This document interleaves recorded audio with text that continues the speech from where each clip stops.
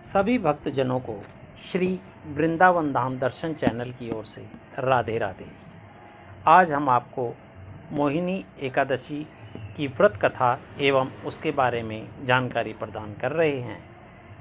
वैशाख मास के शुक्ल पक्ष की एकादशी को मोहिनी एकादशी के नाम से जाना जाता है। इस वर्ष मोहिनी एकादशी 12 मई को पड़ रही है। पौराणिक कथा है कि समुद्र मंथन के समय समुद्र से अमृत की प्राप्ति हुई, जिसे प्राप्त करने के लिए देवताओं एवं असुरों में आपाधापी मच गई। ताकत के बल पर देवता असुरों से जीत नहीं सकते थे।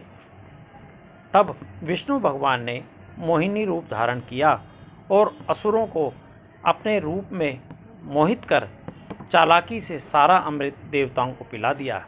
इस कारण से इस एकादशी को मोहिनी एकादशी कहा जाता है।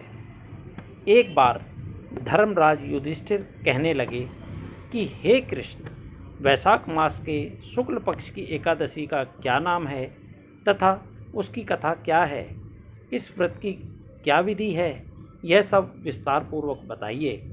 श्री कृष्ण कहने लगे कि हे धर्मराज, मैं आपसे एक कथा कहता हूँ जिसे महर्षि वशिष्ठ ने श्री रामचंद्र जी से कही थी।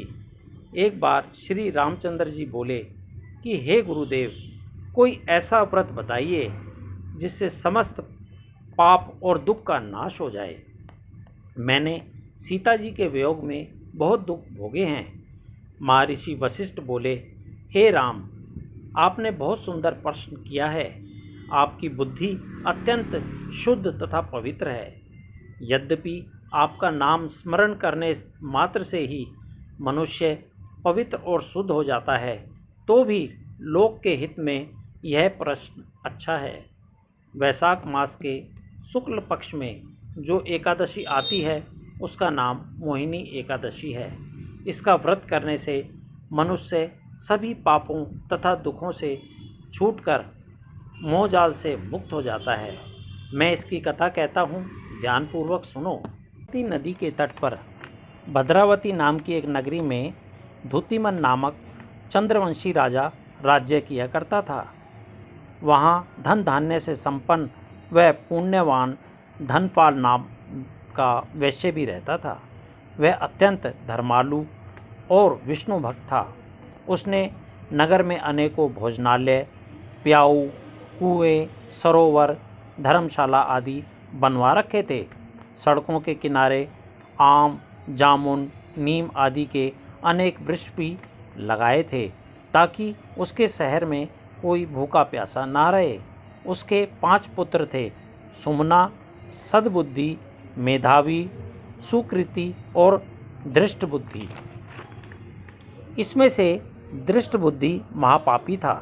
वह पितृ आदि को नहीं मानता था तथा वेश्या, दुराचारी मनुष्य की संगति में रहकर जुआ खेलता और पर स्त्री के साथ भोग विलास करता तथा मदपान करता तथा मांस का सेवन करता था।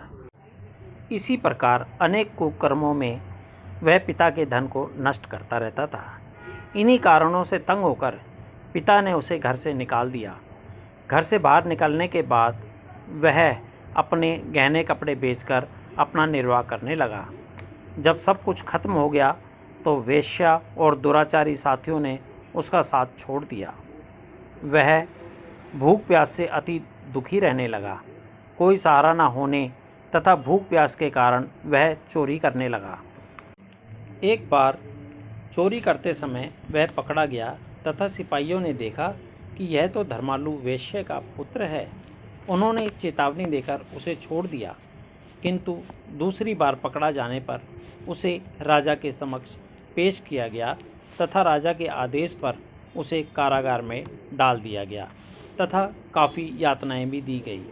तब राजा के आदेश पर उसे देश निकाला भी दे दिया गया।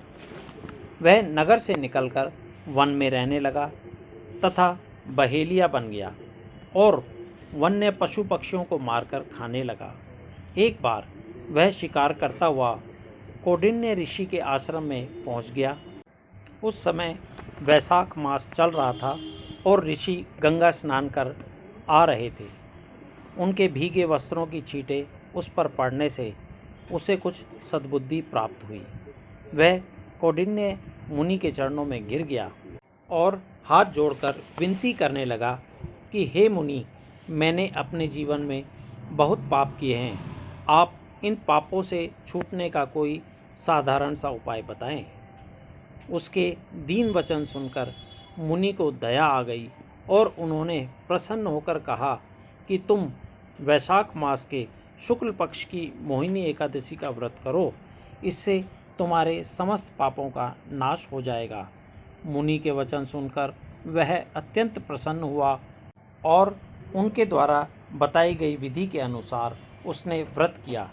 हे राम, इस व्रत के प्रभाव से उसके सभी पाप नष्ट हो गए और अंत में वह गरुड़ में बैठकर वैकुंठ को गया। इस व्रत से मोह आदि सब नष्ट हो जाते हैं। संसार में इस व्रत से श्रेष्ठ व्रत कोई नहीं है।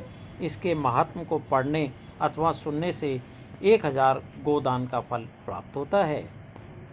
एकादशी का व्रत रखने के बाद रात को जागरण करना चाहिए तथा सुबह ब्राह्मणों को भोजन कराने के पश्चात व्रत का पारण करना चाहिए।